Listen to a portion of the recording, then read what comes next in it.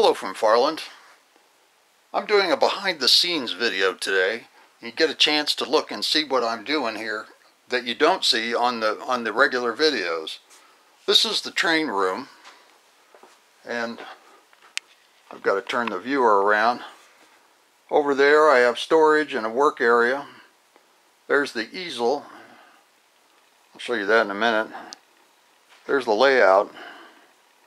It all sits on, it's 43 inches, 44 inches tall most places, and I have it draped with black, but underneath, I'll show you, it's just a 2x4 frame, 2x4 timbers. But the black makes it look like the layout is kind of floating, so I like that. Let's move down here.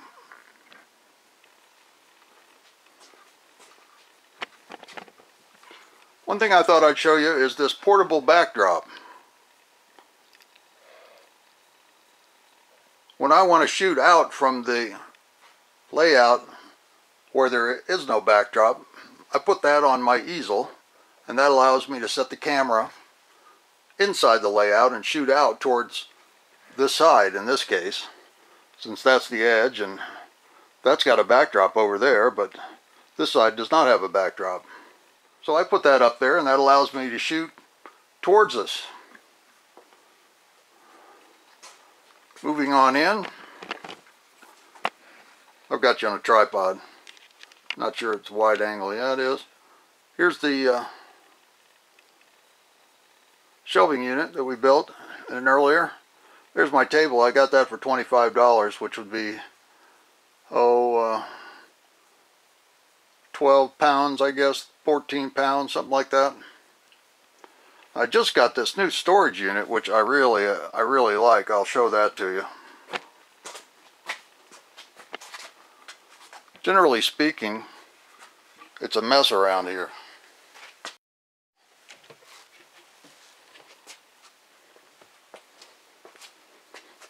So I got this new storage unit. It's really meant for a garage storage, and allows me to put things away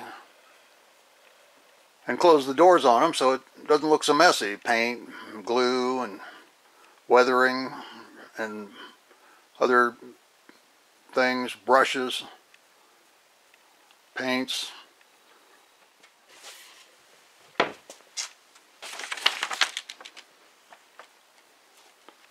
Here's the current layout, and we're standing right over here. Those are the big curves, and House Street's right here. Shell Hill is over here, and this is cut out in the middle. I'll take you over there next.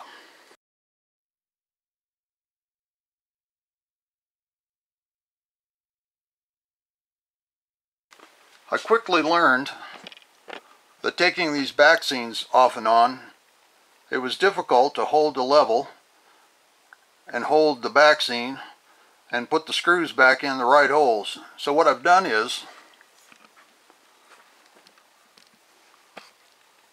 I put all these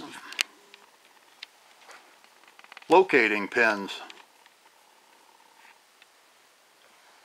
those extra holes with the X's are where screws have broken off, and I can't use those holes anymore. That's just to tell me.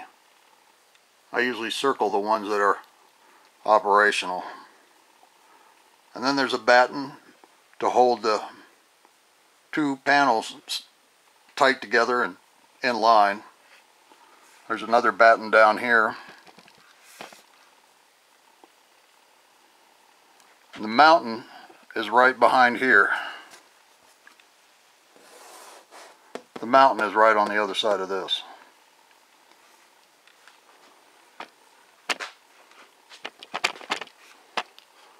My old operating station, let me move up a little bit. I have to fold in my legs. I've got you on a tripod, like I said.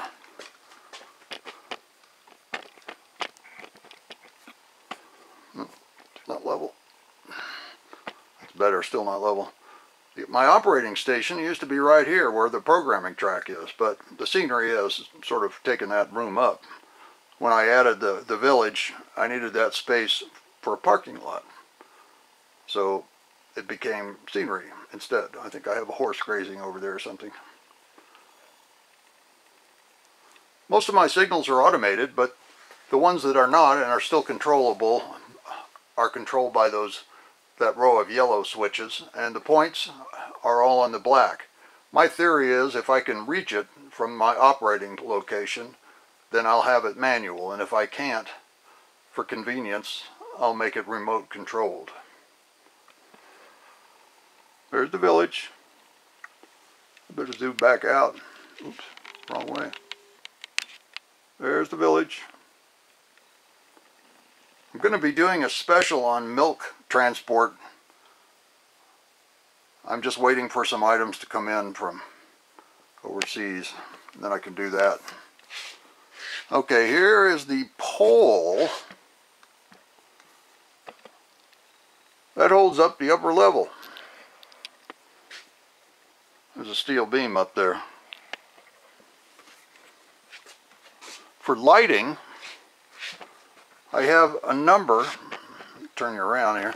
For lighting, I have a number of reflectors mounted to the ceiling with clamp on. And I'm using CFLs as my light source.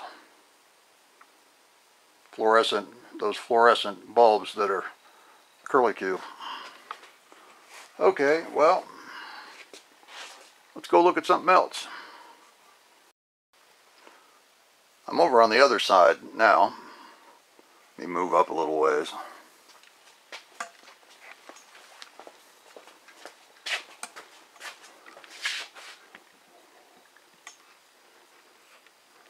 There's Howe Street. If I spin the camera around, there's Shell Hill.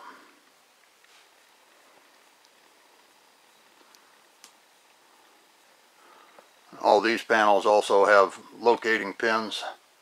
I started out using rather small locating pins, but quickly moved to the bigger ones.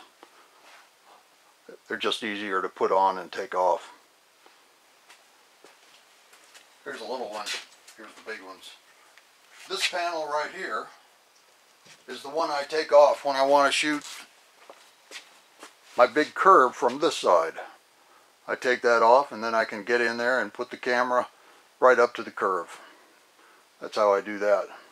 On the other side, there is no back scene, so it's easy to get in and shoot it from that side. Here's something you may find amusing. My little stool. I use it to get under the board and work on wiring or whatever. I'll show you how it works.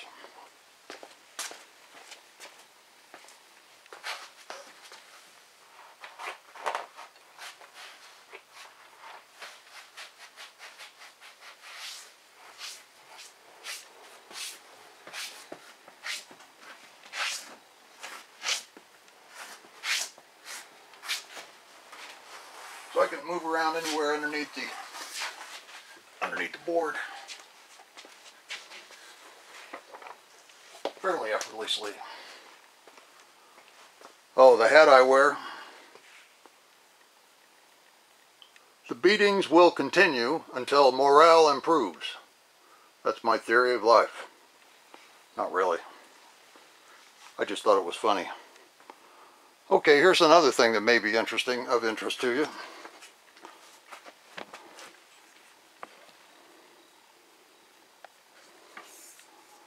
I think we need to get a little lower for this.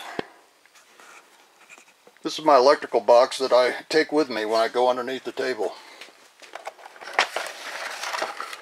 It has essentially everything I need to do wiring down there. Clips, sorted screws, screwdriver, another screwdriver. This one I ground down so that it fits these terminal strips, wire, that's for lighting, and then there's 4 wires, that's for points and signals. I also find this very useful when I'm under the table. Oops. it's a headlamp. I can turn that on and really see what I'm trying to see.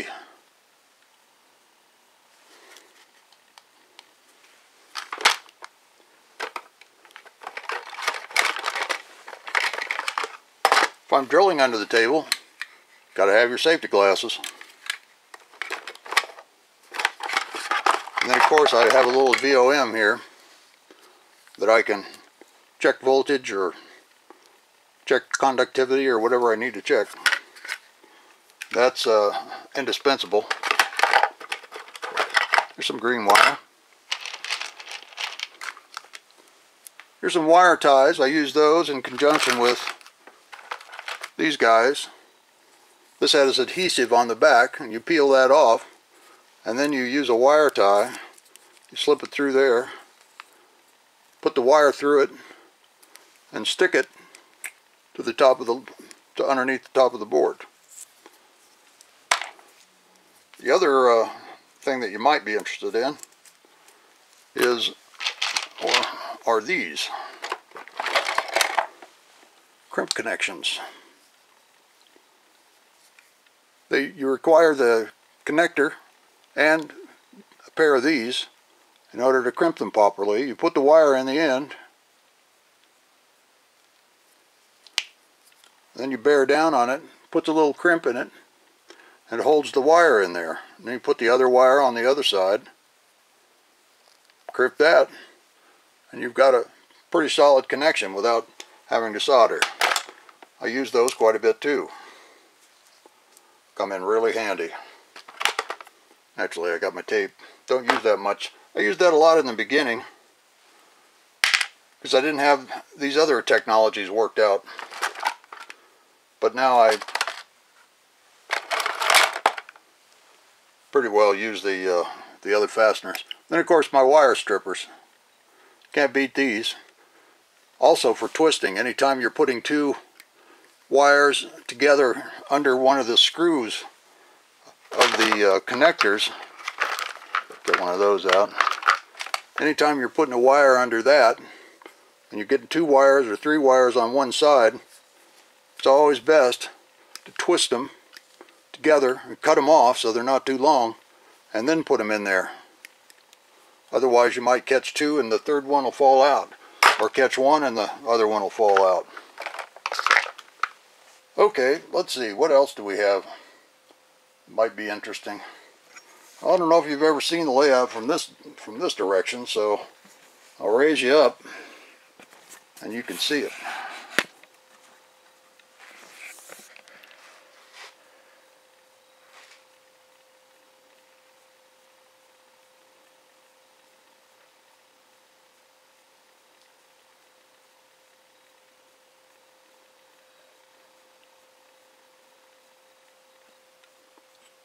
So when I have visitors, and I do have visitors every now and then that come over to see the layout,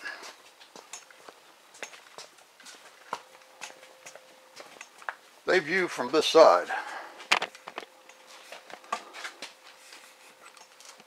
I even put some varnished wood there as trim, just to make it look a little bit better.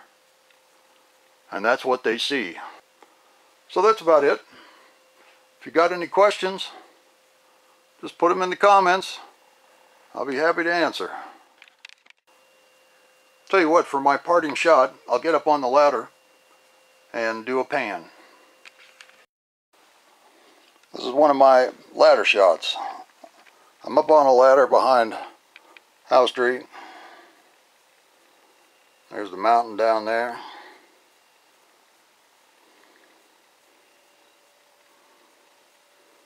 There's Shell Hill.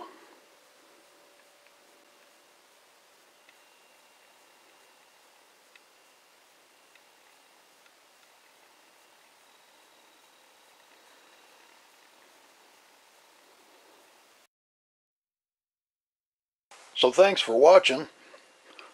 I'll see you on YouTube. Bye from Farland.